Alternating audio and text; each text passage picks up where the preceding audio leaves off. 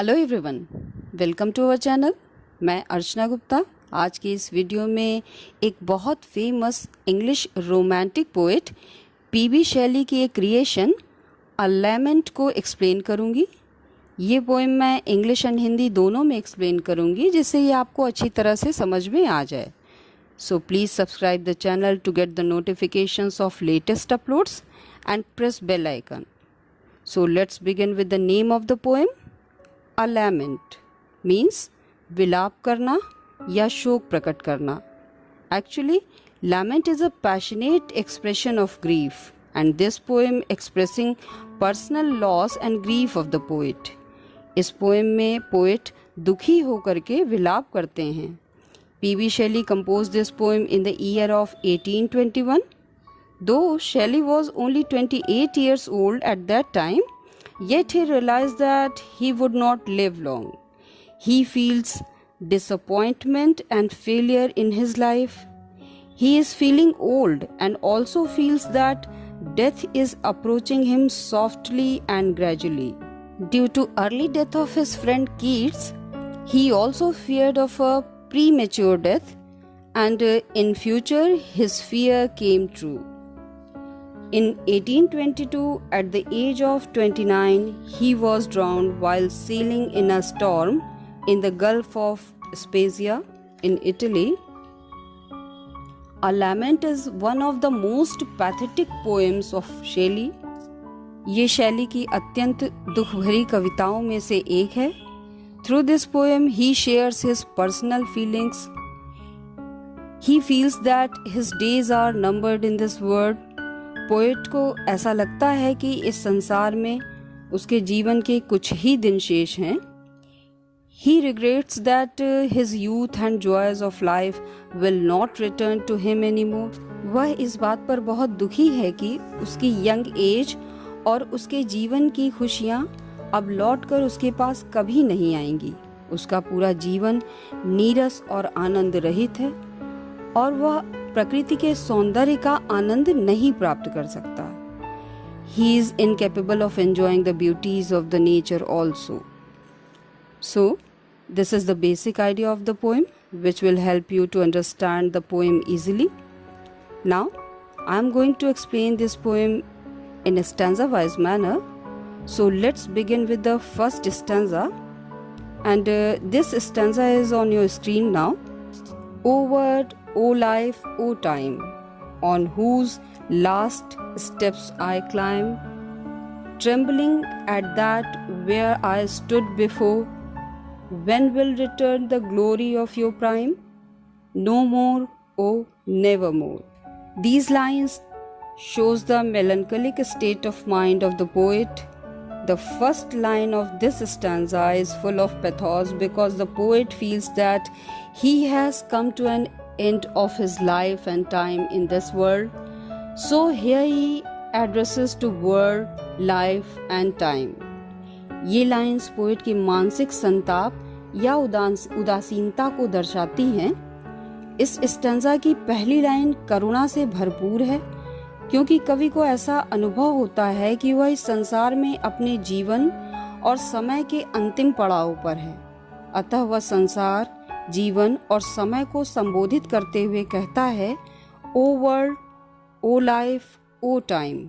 Poet इस संसार, इस जीवन और समय से कहता है, on whose last steps I climb, जिसकी आखिरी सीढ़ियों पर मैं चढ़ा हुआ हूँ. On whose last steps I climb means मैं जीवन के आखिरी पड़ाव यानी मृत्यु के नज़दीक हूँ. यहाँ पोएट अपने जीवन की तुलना एक सीढ़ी से करता है और स्वयं को उस सीढ़ी के आखिरी स्टेप पर खड़ा हुआ मानता है. On whose last steps I climb, ऐसा प्रतीत होता है कि उसे अपने पास आती हुई मृत्यु का पूर्वाभास हो गया था, क्योंकि यह पोएम लिखने के 1 वर्ष बाद ही उसकी मृत्यु हो गई. Here poet compares his life to a ladder and imagines himself to be standing on its last step. He was feeling that death approaching him slowly and slowly because he died only a year after he wrote this poem. Now look at the third line. Trembling at that where I had stood before. Trembling means काँप रहा हूँ. Where I stood before. Poet कहता है कि जहाँ पर मैं पहले फर्मली या दृढ़ता से खड़ा रहता था, वहाँ पर अब मैं खड़े होने में काँप रहा हूँ.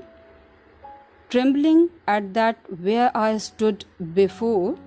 वास्तव में पोएट ये कहना चाहता है कि उसे वो दिन याद आ रहे हैं जब वो इस दुनिया में हर परिस्थिति में, हर मुसीबत में दृढ़ता से खड़ा था, लेकिन आज उसके पैरों में थरथराहट है.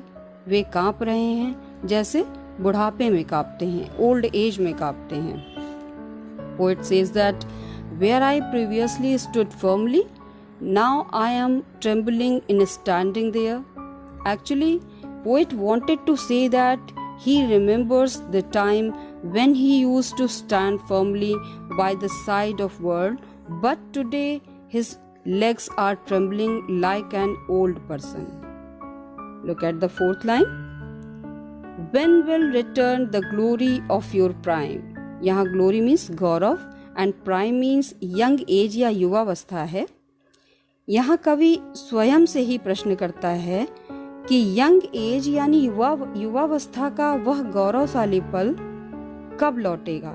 When will return the glory of your prime?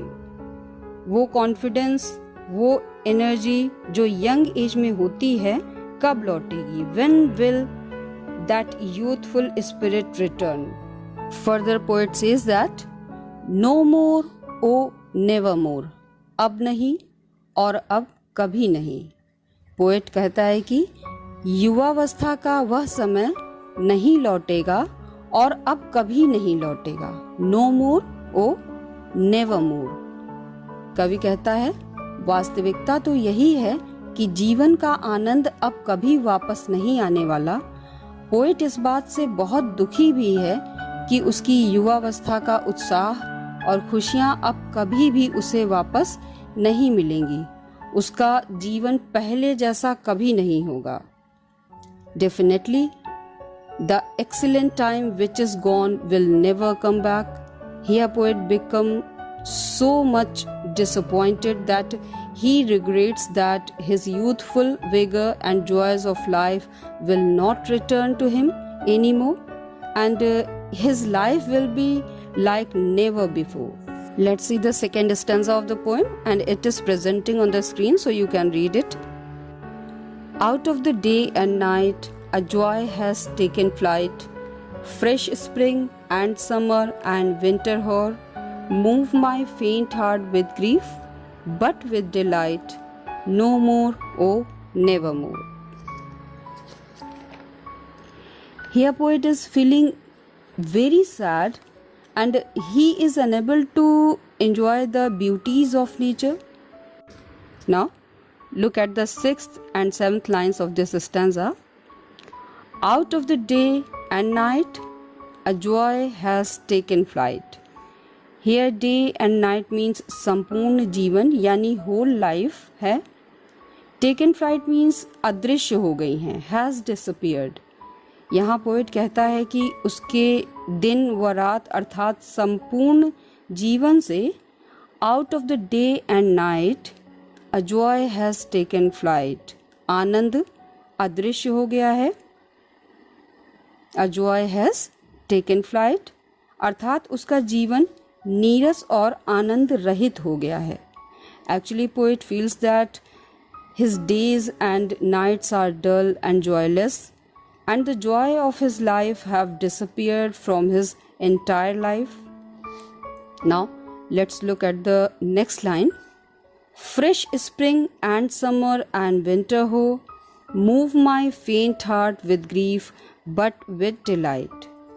यहाँ पोएट कहता है कि ताजगी प्रदान करने वाली वसंत ऋतु, फ्रेश स्प्रिंग, सुहानी धूप में चमकती हुई गर्मी की ऋतु, समर, कोहरे से धुंधलाया हुआ जाड़ा, विंटर हॉर, ये सभी प्रसन्नता प्रदान करने वाली ऋतुएं हैं.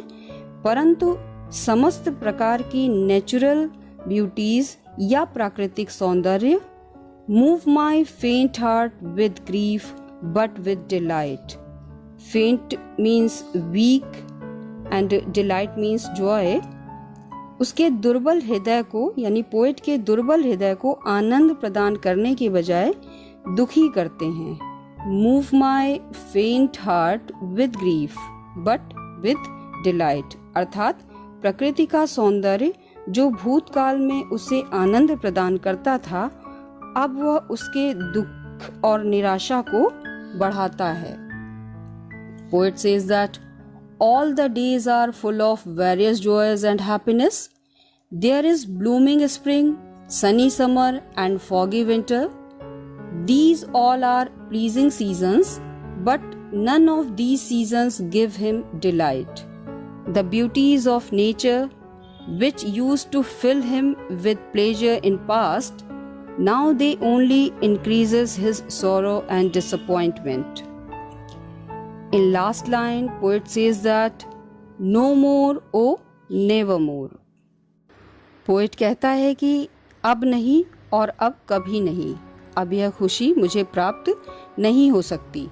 जब पोएट अपने मन में स्वयं से प्रश्न पूछता है कि क्या वह उस आनंद व खुशियों को पुनः प्राप्त कर पाएगा या नहीं, तो तुरंत उसकी आत्मा उसे उत्तर देती है कि जीवन के आनंद का क्षण अब व्यतीत हो चुका है, जो वापस आने वाला नहीं है। अतः जीवन के उस मोड़ पर पोएट को अब किसी भी तरह का प्राकृतिक सौंदर्य सुख का अनुभव नहीं करा पाएगा। When poet asks to himself whether he would ever get that delight and happiness or not, at once his soul answers him that the time of ecstasy has gone forever and never to return. So no natural beauty can give enjoyment to the poet at the juncture of this time. He might know that time and tide never comes again. Change is the rule of nature. Everything on this earth is subject to change. The born thing is destined to decay. I hope this poem is well explained to you. अगर poem आपको अच्छी तरह से समझ में आई हो तो like करें, और अगर कोई क्वेरी हो तो आप कमेंट सेक्शन में लिखें, और ज़्यादा से ज़्यादा शेयर करें जिससे अदर स्टूडेंट्स को भी इससे हेल्प मिल सके, और साथ ही साथ चैनल को सब्सक्राइब करना ना भूलें। Soon I'll come back with next poem. So keep learning and keep growing. Thanks for watching.